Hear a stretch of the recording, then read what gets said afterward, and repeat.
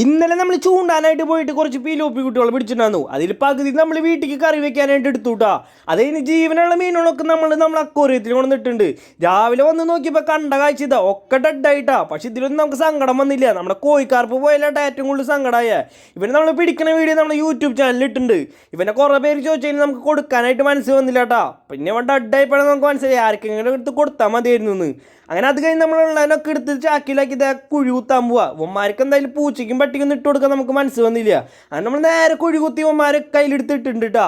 പിന്നെ അത് കഴിഞ്ഞ് നമ്മൾ നേരെ പുഴ പോകാമെന്ന് വിചാരിച്ചേ. പിന്നെ നമ്മൾ വീടിൻ്റെ അടുത്ത് വലിയൊരു ചാലിക്ക് പോയി. അവിടെ നിന്ന് നമുക്ക് വീശിട്ട് കിട്ടിയതാണില്ല പേരറിയാത്തൊരു മീനും. നമ്മൾ ആദ്യമായിട്ടാട്ടെ ഈ പുഴയിൽ വന്നിങ്ങനെ വീശണം.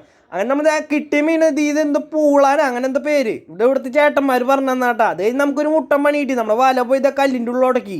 അത് കഴിഞ്ഞ് നമ്മൾ അടുത്ത സ്പോട്ടിക്ക് പോയിട്ടാ. അവിടെ നിന്ന് നമുക്ക് കിട്ടിയതാ ചക്ക പോലത്തെ ഇതേപോലത്തെ കുറച്ച് കരിപ്പിടികളും ഉമ്മമാരെ കിട്ടിയപ്പോൾ നമ്മൾ ഹാപ്പി ആയിട്ടാ. അപ്പോൾ വീഡിയോ ഇഷ്ടമുള്ള വീഡിയോ ഇഷ്ടപ്പെട്ടാൽ ലൈക്ക് ചെയ്യാൻ മറക്കല്ലേ.